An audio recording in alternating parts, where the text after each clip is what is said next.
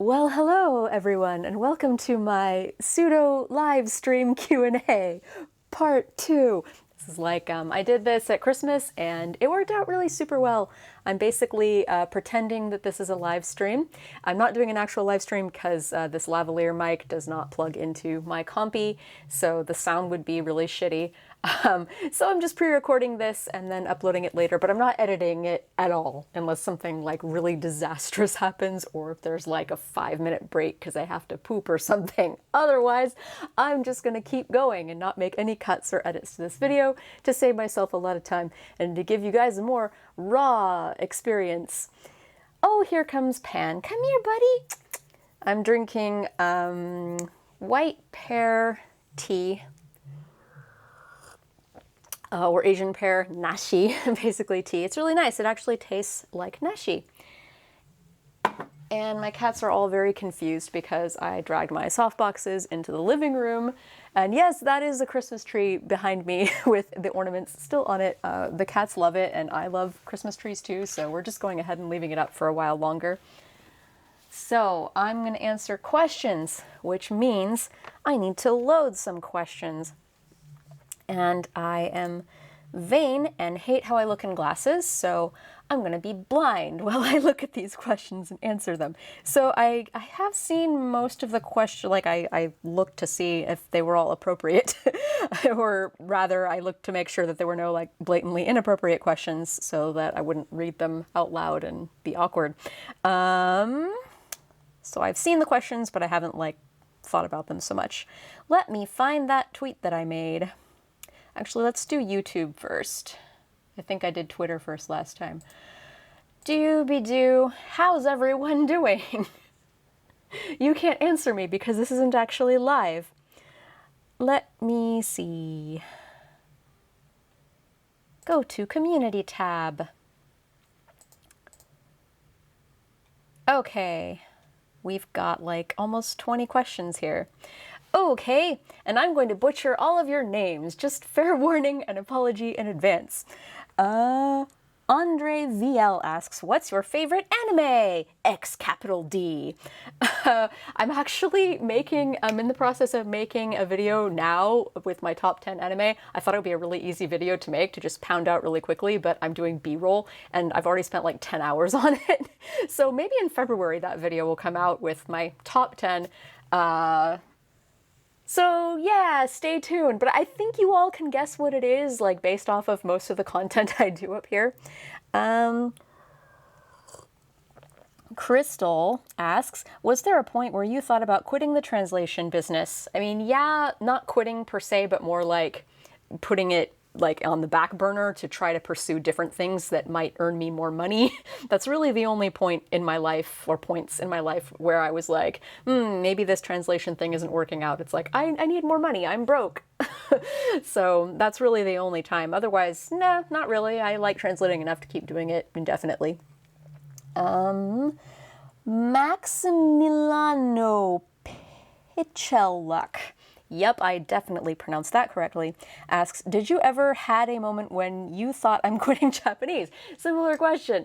I don't know what quitting Japanese would mean exactly, like quitting learning Japanese. And again, no, I was just such a huge weeb, and I had that motivation of like watching anime like 5 or 6 hours every day and listening to anime music nonstop. That just like, nope, I'm not quitting learning Japanese. And by the time I maybe would have felt like I quitting or burnt out, by the time that happened, I already knew Japanese, so meh. TK Abrams asks, what's your opinion of professional translators who can't actually read or write the other language fluently without outsider input? Is this even common these days? It's not common. I don't even know if it was ever common for professional translators. Yeah. It depends on how you define fluently, though, or without outsider input. I don't know like what the asker of this question has in mind of like what constitutes not being fluent without outsider input. But yeah, generally speaking, translators today, pro translators, like we all generally understand Japanese just fine without any outsider input per se. Having said that though, like there is this myth that like translators are like super uber proficient in like speaking Japanese or writing Japanese or composing things in Japanese, and that's not usually the case. Like I can't speak Japanese very well. Like if I took a month or so in Japan and immersed myself, I would speak it pretty well again. But it's like I haven't been speaking for 20 years now. So if you don't practice something, it goes away somewhat. But the thing is, as a translator, I don't have to actually speak Japanese. All I have to be able to do is understand, you know, Japanese I hear or read and then translate it. So yeah, I mean, I don't know. Fluently, I don't know what that means in the context of this question.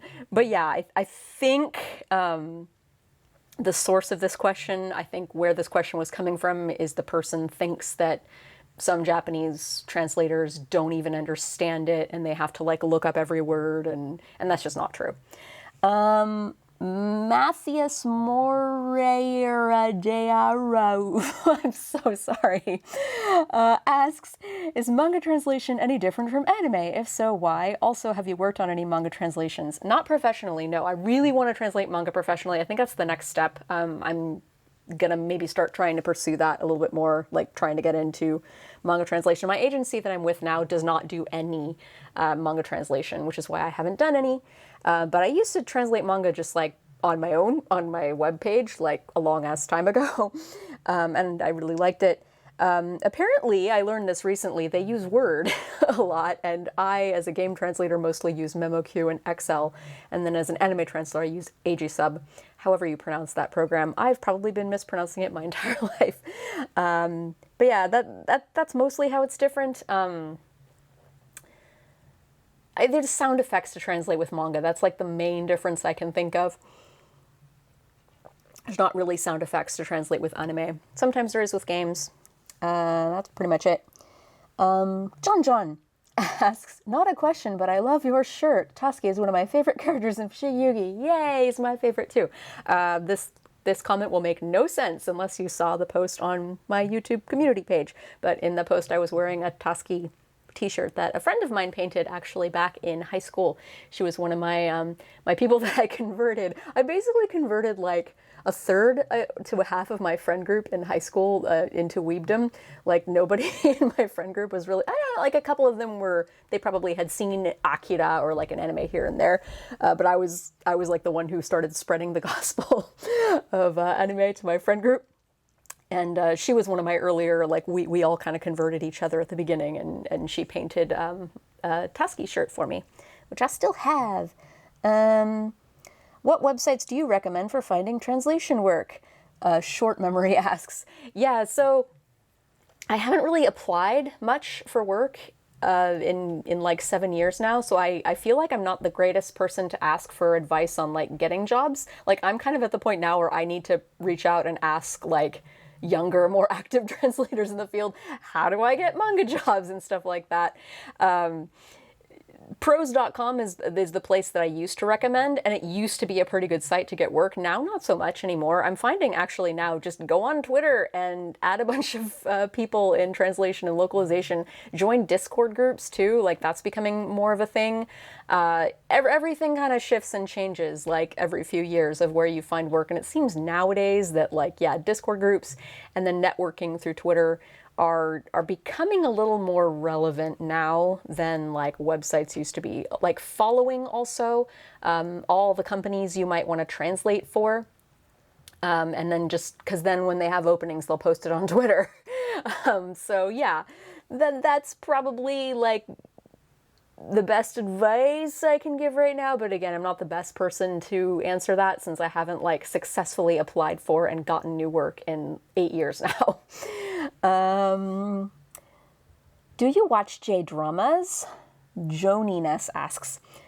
I just watched Cherry Magic and it was so corny, but I loved it. Yeah, J-dramas are really corny. I have watched some. I used to watch, this is way back, I was fortunate enough to live in an area that had a pretty sizable Japanese immigrant population in San Jose, California. So we had Fuji TV, which aired a lot of J-dramas that were subtitled in English before I knew Japanese. So that was really nice. I saw like... I doubt, okay, if you've heard of these, if you've actually heard of or seen these J-dramas, let me know.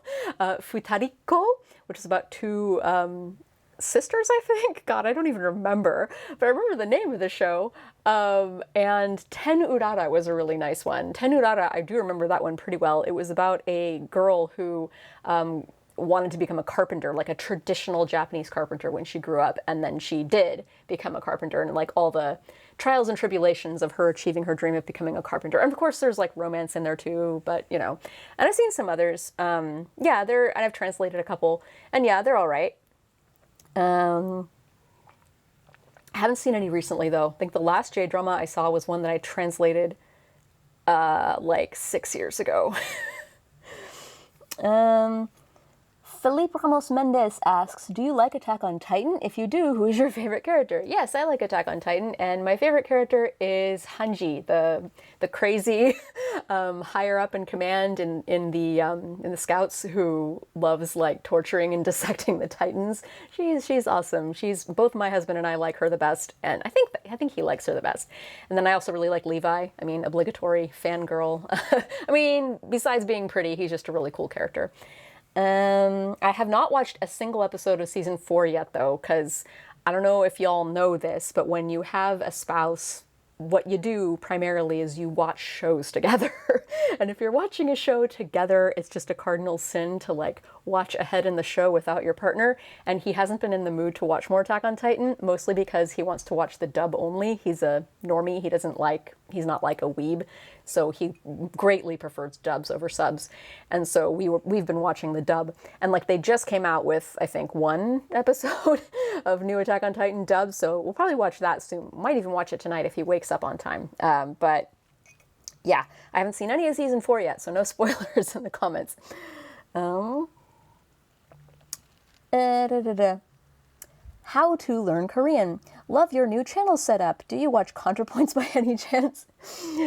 If you mean my new channel setup, if you mean like just that last Dragon Maid video essay I did, like that's not going to be a normal, like not all my videos are going to be like that from now on. I mean, if that were the case, I'd only make a video like once every 3 months and then you all would get tired of me and stop watching this channel. So I'd like to make more videos like that, like moving forward, but probably not that long and that super hyper produced. And if, yes, I have watched our Lord and Savior, Natalie Wynn. I very much adore her work, and she's supposed to come out with a video tomorrow. I saw her post on Twitio. See, this is the magic you guys get from my live streams that aren't really live. Tripping over words because I'm thinking about Natalie. Anyway, yeah, on Twitter earlier today, she's like, oh, okay, I'm gonna post a video tomorrow. And I was like, ah. So anyway, yeah, I love ContraPoints. And Philosophy Tube. Holly Clark asks, what's your favorite Japanese food? I love your cooking channel too. Yay, I have a cooking channel. My favorite Japanese food, I don't really like Japanese food, actually, very much. Like traditional Japanese food. I like modern Japanese food okay, though. So my favorite Japanese food is actually Korean food. It's yakiniku. Korean barbecue. That's my favorite Japanese food. Specifically, Shokudo-en, this place in Mizusawa. Hands down, best yakiniku I've ever had in my entire life. Yeah, that's my favorite Japanese food is yakiniku. I don't know, I also like, I joke that if it has the word yaki in it, I probably like it. I like, yeah, I like yakitori, yakisoba. Takoyaki is okay. And okonomiyaki is all right. I don't love either of those. I love sukiyaki. I'm trying to think if there's a yaki dish that I don't like. I can't think of any at the moment. Medama yaki. That's like sunny side up fried eggs. Hey, Miney. It's my kitten. Anyway, Sydney Carton asks, have you considered making a Watch Dragon Ball Z Learn Japanese video? It confused me because sometimes Nappa would use Keigo when speaking to Vegeta and other times he used non-Keigo. I also think it'd be fun to show off a hyper-masculine way of speaking. Yeah, I'm not, in case y'all haven't noticed, you might have not noticed because I kind of try to hide it with some of the content I produce because I try to make it equal on this channel, but I'm not really into shonen anime just in general. I don't know, the aesthetic doesn't really do it for me. There's plenty of shonen that I like Attack on Titan. I don't super like Dragon Ball Z, but it is a huge franchise. It's really popular, so that's not a bad idea to do a Watch Dragon Ball Learn Japanese. Yeah, for now, because I have patrons committed to like supporting me on Patreon and paying for the Watch Sailor Moon Learn Japanese series, for now that series is here to stay. And like while I'm working on that, it's hard to like take on other animes. But yeah, like I might do, you know, one-offs here and there. Like I did a Carolyn Tuesday translation analysis and a Gretzko translation analysis. Like I might do like a one-off in the future, but it would be like, you know, there's a lot of stuff ahead of it in the queue. Holly Clark asks again. Oh, that's okay. I'm feeling generous. More than one question is fine. How many kitties do you have? Ooh, good. I'm glad I answered this one. It's about kitties. I think we've seen Hermione a few times. What are their personalities like? Do you have a particular favorite among them? Okay, well, yeah. Hermione is pretty obviously my favorite. Partly because she's the youngest, she's the newest, but also she's the first cat that my husband and I got like together. So we have 4 cats. He had one cat, Kaylee, who is a tabby floof, and he had her since before he even met me. She's like turning 13 this year, I think. And then I have 2 tabby floofs, Pan and Thalia, who are twins. They're from the same litter. And so yeah, we've got 3 tabby floofs that all look quite similar to the untrained eye. So a lot of people think we only have like 2 cats, which is convenient because we're only allowed to have 2 cats in this apartment. And then Hermione, my husband found on the street very, very late at night, just after Christmas 3 years ago. And we rescued her and her 2 little brothers that she was with, and they were on death's door. They like, I could feel every single bone, especially Hermione. She was the lightest. She only weighed like a pound and she was 2 months old. That's half the weight she was supposed to be. They were flea infested and covered in shit, and like they weren't going to last much longer. But we rescued them and we rehabilitated them and we adopted the 2 boys out. And I kept Hermione. So she's what you call a foster fail. Hey, Miney, you want to be in the video? Miney! Hi, darling. No, don't go. She ran away because she noticed I didn't have a treat. I'm sorry. So yeah, that's Hermione's personality right there. She's a glutton. Miney, come here. For those of you, oh, she's coming. For those of you who know like about tricolor cat lore, you know, cats with 3 colors, calico cats and torties. They tend to be sassy and high-strung and like have very strong dominant personalities and kind of be bratty, and that's Hermione. She's also very sweet, but only on her own terms. That's cats in general, but especially Hermione. Thalia, the girl of my twins, she's over there at the moment off camera in the cat tree. She likes, she's very sweet, but also kind of stupid. She's special. And that's her. And she's kind of an omega as well in the hierarchy of cats in this apartment. Like, she lets the other cats kind of push her around. Kaylee, my husband's cat, she's also a tabby floof, and she just hates other cats. That's just kind of her defining characteristic. She likes laps, and she hates cats, and that's about it. She doesn't have much else of a personality otherwise. And then Pan is also another, like, of all my cats, he's like the other cat besides Hermione that most people recognize as like, oh, that's that one, because he's fat. He's like 22 pounds. He's a huge cat anyway. He and Thalia are both Maine Coon mixes, so they're pretty big for cats, but especially Pan. Even when he was thin, he was like 15 pounds. And he is a slut. He just loves, you can pick him up. He would be a great cat for kids. Like, he loves, oh, and Miney just jumped up behind my tripod. Anyway, you can just pick him up and like put him in your lap and hold him like a baby on his back and rub his belly and like kiss his face all over, and he'll purr. And Miney, I don't want you rubbing against the tripod. Hey, what you do? brat. Anyway, yeah, that's my cats, and we love them all. Hardy asks, have you seen the live-action Sailor Moon series? Yes. If you have, where would you rank it with the manga and the anime? Ooh, so, yeah, my hierarchy, I would say, if I'm talking, like, to be honest, like, objectively speaking, like, taking my own subjective opinion out of it, I think PGSM, the live action, is the best.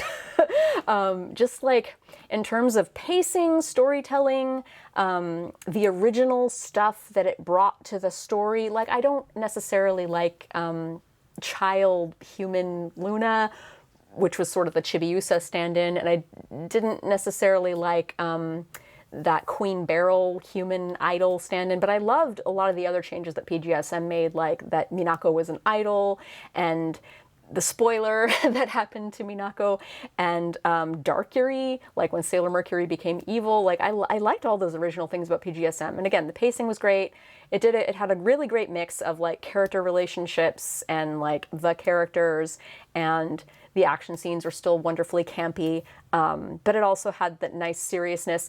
The Usagi Mamo-chan relationship, that PGSM was the only iteration of it where I believed it, where I felt more emotionally invested in it, like it was more realistic, like it could actually happen. I don't know, Crystal and the manga. Oh yeah, I didn't actually rank them yet, but anyway, PGSM's the best. And I feel like Crystal and the manga, their relationship is too fairy tale romancy, flowery. Like I don't like that kind of romance story. And then 90s anime, like, first season was great, but after that, Momo-chan, like, loses his personality and he's so boring. But yeah, PGSM, I think, really kept that interesting. If I'm speaking objectively. Subjectively, I like the anime the best from the 90s. So yeah, like, my subjective ranking is like 90s anime, PGSM, Crystal, then the manga. I just do not like the manga very much at all. I tried rereading it recently and I just got bored. Like twice I tried rereading it. It was like when I tried to read Wheel of Time. I got stuck on page 400. Both times I tried to read the first book in the Wheel of Time series, and I got stuck on volume 4 of the manga. Like both times I tried to reread the manga recently, and so I sold it because I had bills to pay. So I guess, you know, yeah, it's just not for me. I think there was another bit of this question, right? And are there any Japanese words that don't have English equivalent that you think will be useful as loan words? Oh, like Schadenfreude? Yes, I do think. I just can't think of any off the top of my head. I can't think of any examples.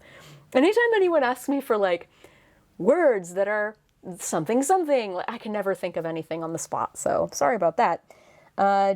David, oh dear. something. It's so hard to read without my glasses. What is your favorite mahou shoujo after Sailor Moon? Oh, that's hard. Again, thinking back to my top 10 video I'm working on right now. Miney, what you do? She's kind of in a mood. It's playtime. Anyway, probably as a toss-up between Tokimeki Tonight and Hime-chan's Ribbon. Those are both like super old school. Tokimeki Tonight, like the manga, the first like 15 volumes or so, I don't remember. I had to sell that as well because I'm poor. So yeah, I really like those series, and they're both quite similar. They're both about like a girl who can transform into other people. In Hime-chan's Ribbon, she transforms by putting on a ribbon and doing magic words and incantations. And in Tokimeki Tonight, she's actually a vampire, and she turns into other people by biting them. But I think, like, story-wise and manga-wise, I prefer Tokimeki Tonight, but then as an overall story, I prefer Hime-chan's Ribbon. Let's see. As I'm progressing through my JP... Oh, this is a long question. Let's paraphrase.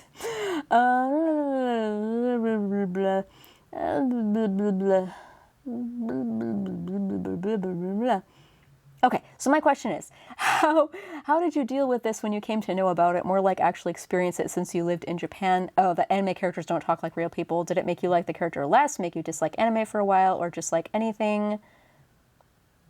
Okay, yeah, so it's getting to that, like, anime characters don't talk like real people. How do you reconcile with that? I don't know, I think it's charming that anime characters don't talk like real people. You notice that in cartoons too, like English language American cartoons. A lot of the characters there don't really talk like real people.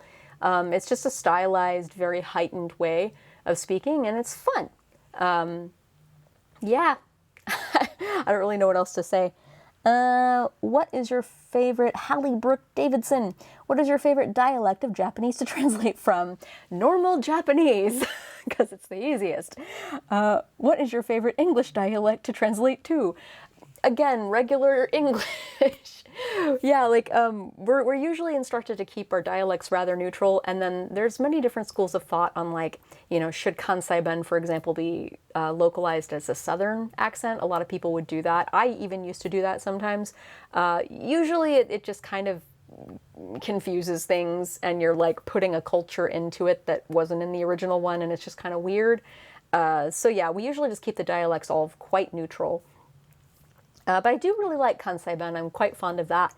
Mostly just because I'm a big Watase Yu fan, and like she's a Kansai person, and so there will always be at least one character in her work who is from the Kansai region and will speak in some form of Kansai Ben. And so I got pretty familiar with it, and it's fun. It just sounds kind of funny, which makes sense because it's the language of comedians.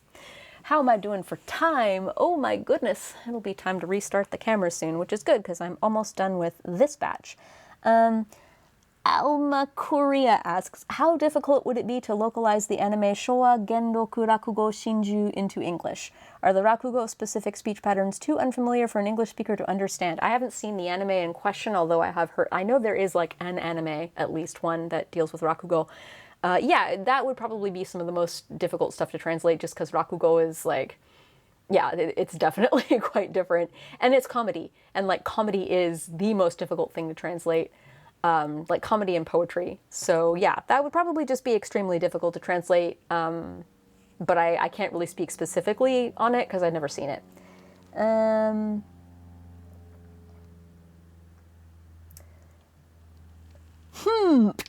Asks, that's a wonderful name.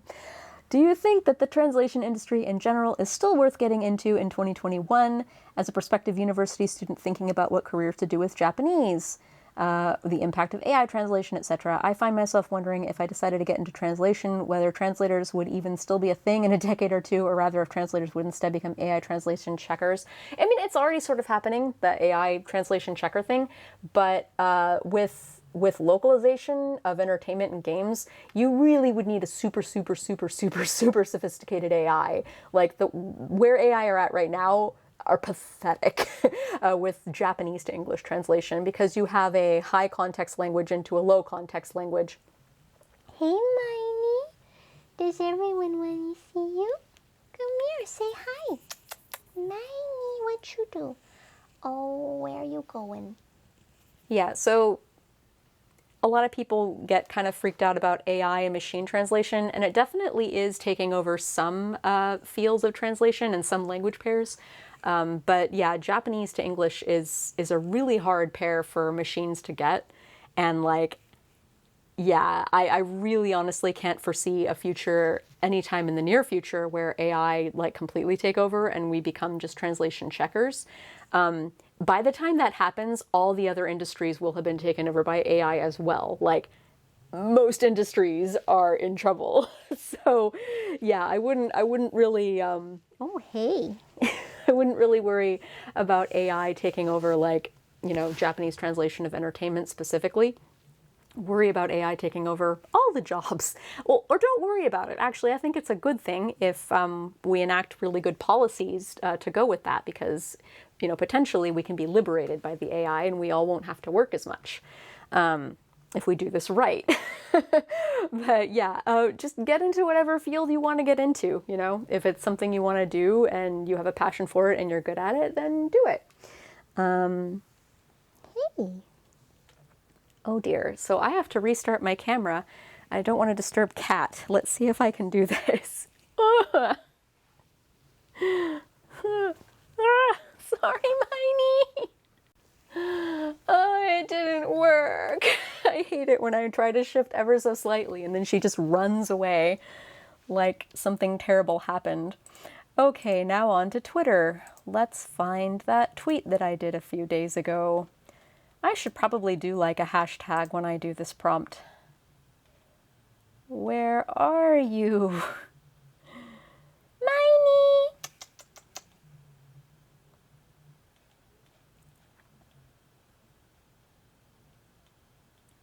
Where are you? Tweet. La la la la la. Here. Nope. That's a different one. I think I skimmed over it.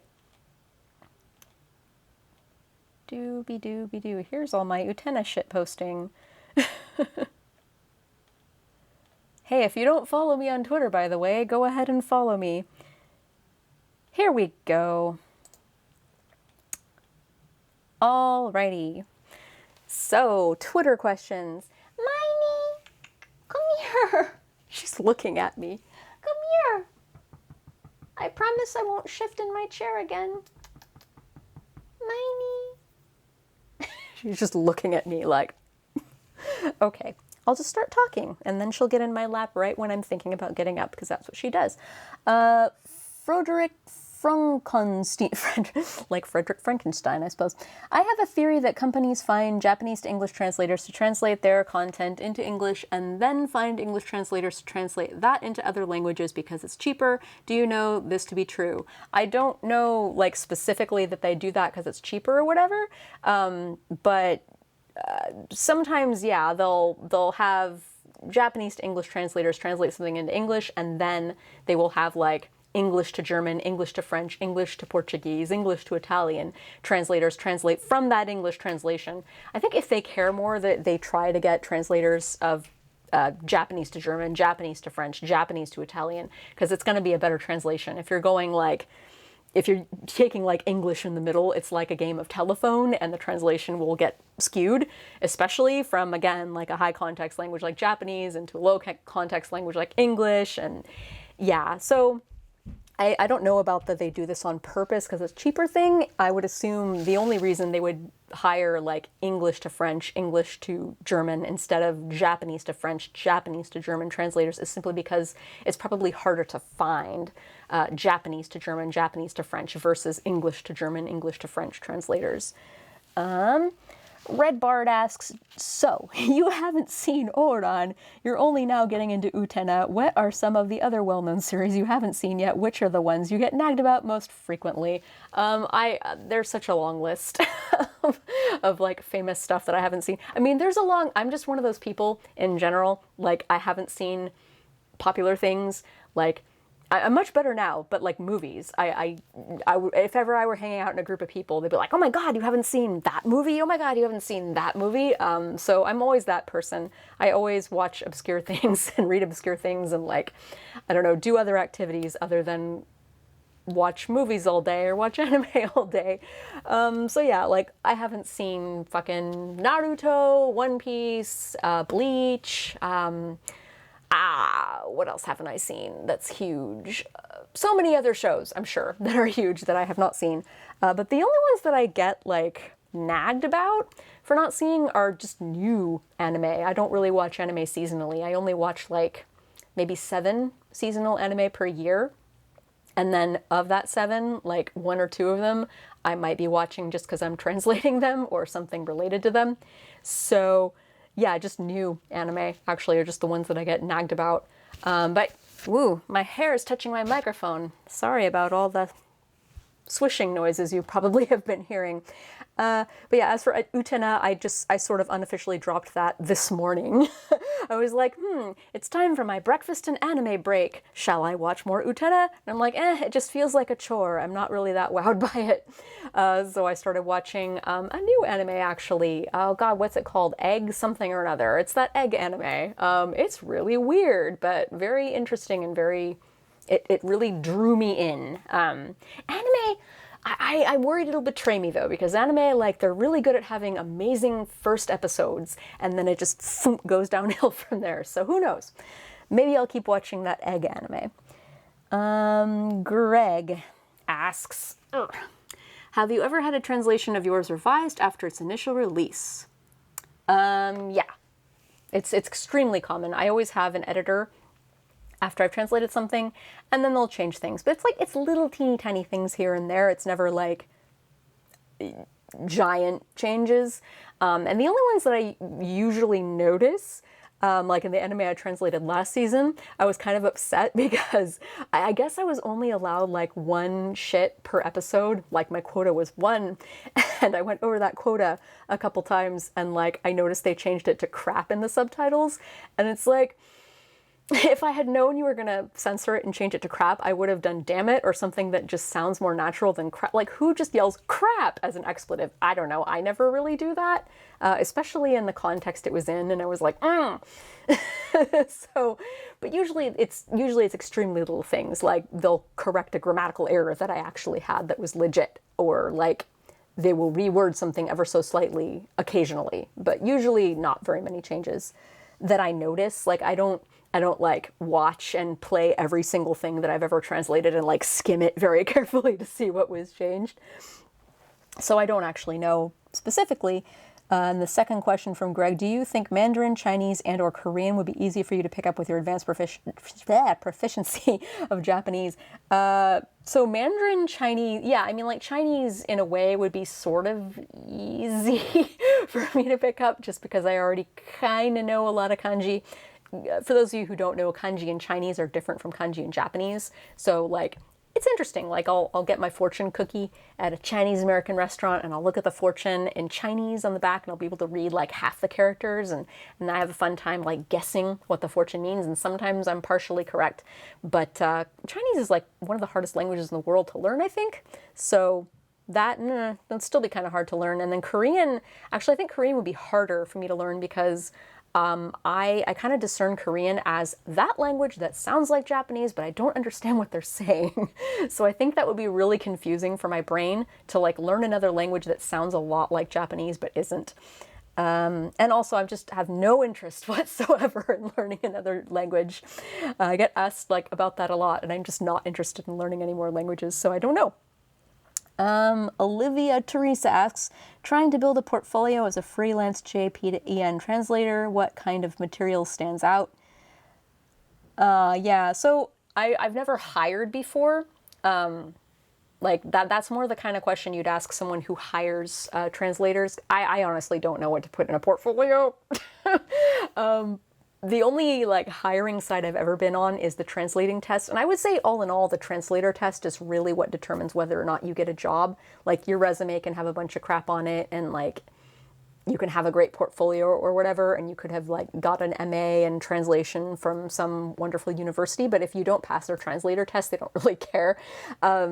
So yeah, I think focusing on really doing well in the translator test is a little more important. And that is one area where I actually have had some experience on the other side of things. I have graded translator tests before, and my own advice for those is to just like pay really super close attention to any like formatting rules that they have. Don't worry so much about the style of prose that you think that they would like, because you have no idea.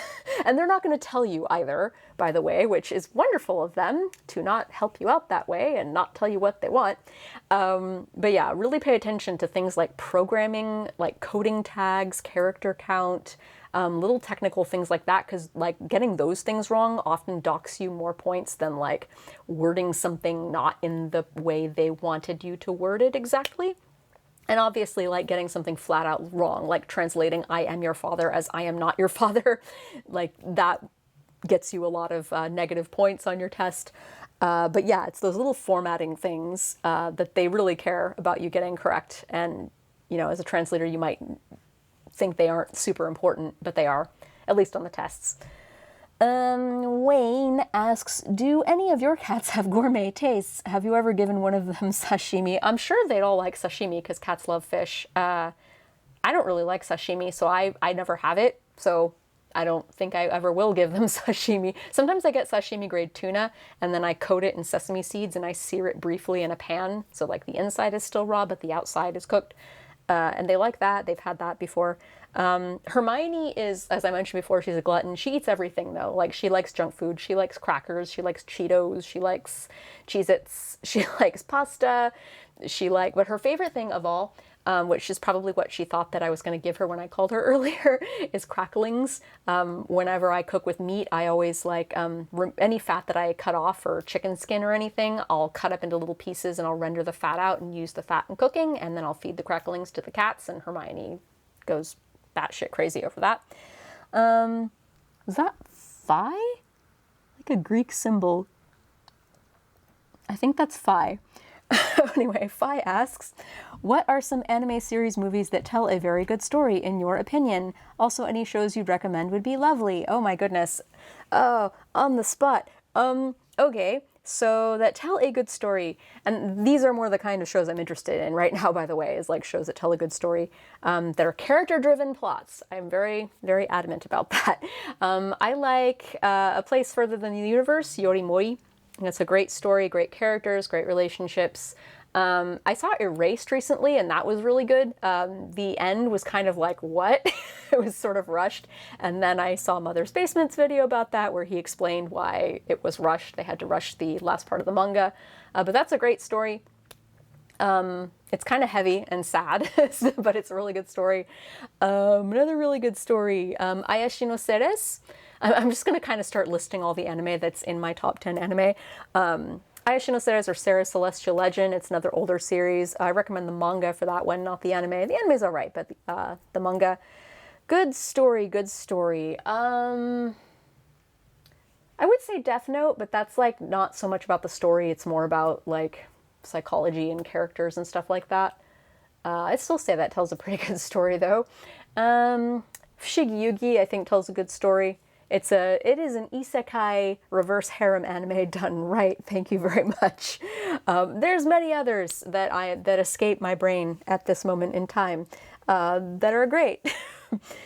And could you give some examples of anime subverting anime tropes?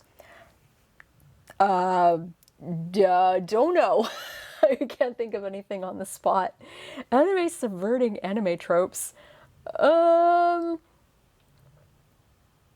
Yeah, I can't. Not off the top of my head. No, I'm sure after I finish recording this, I'll think of a zillion. Then somebody just commented an animated GIF with yay! Good question. My answer is yay. Oh, here's Phi again. What do you think of the anime series that are popular with LGBT viewers? I don't know which anime series are popular with LGBT viewers. Let me look up. Anime popular with LGBT viewers.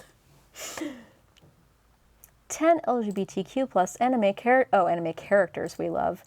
I'm only seeing like LGBT anime, not ones that people in the community like. So I don't know. Which live-action Kekko Kamen did you translate, and was it the official subs? Oh, what version? So I did translate, this was for Discotheque, and I did translate some stuff for Discotheque that never made it. Like, it was never, like, I was paid for it and everything, but it was never, like, released officially. And I don't know if this Kekko Kamen, I'm pretty sure it was, like, the first Kekko Kamen live-action movie? It was a movie. Kekko Kamen. Hello, Wikipedia. What do you have to say? This has manga in the picture. Manga, live action films. Oh goodness, there's a lot. Well, I don't know then. Well, okay, so I remember one scene in there, there's like a Waltz of the Flowers ballet towards the end, and there's a character named Naojiro in it. So maybe Naojiro was in other movies, but there was a Waltz of the Flowers dance section. You know the music, it goes da da da da da da da da da da. That music, that was in there. Trying to think if there's anything else that I could mention from it that I even remember. It was so freaking long ago. The Mask of Kekko, Mangriffon no Gyakushu, Kekko Kamen Returns, Kekko Kamen Surprise. Yeah, I don't know which one it was. Lar from Lar's Gaming Channel asks, which anime needs the FMA Brotherhood treatment next?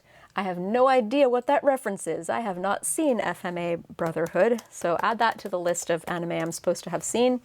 Let's FMA Brotherhood treatment. Ah, that's even a... Which anime needs the FMA Brotherhood treatment most? Okay, what is the FMA Brotherhood treatment? Adapted... Brotherhood is a faithful adaptation all the way through. The Brotherhood treatment would mean a follow-up anime that is more in line with the original manga. Oh, okay. Okay. Ooh, Jesus. God, so many. Well, Ayashi no Ceres, Ceres Celestial Legend, the one I mentioned earlier, definitely could use that. It's been like 20 years since that anime was produced. They could totally redo it, update it.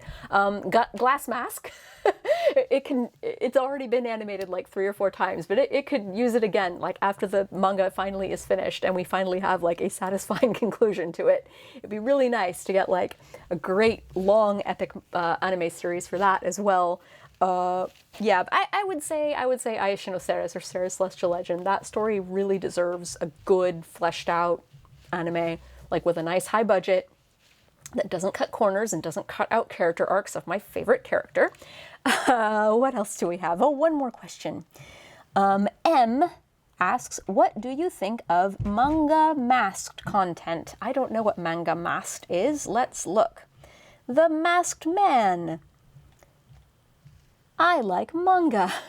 YouTube channel. Masked Man. Berserk. Well, obviously I have not seen any content by this creator. Right now I am looking at this. Addressing Naruto. Vagabond is a must-read. Okay, about One Piece. A lot of shonen. And as I've already established, I'm not really into shonen. I have not seen any... Okay, let's talk about Attack on Titan. I have seen Attack on Titan. What do I think?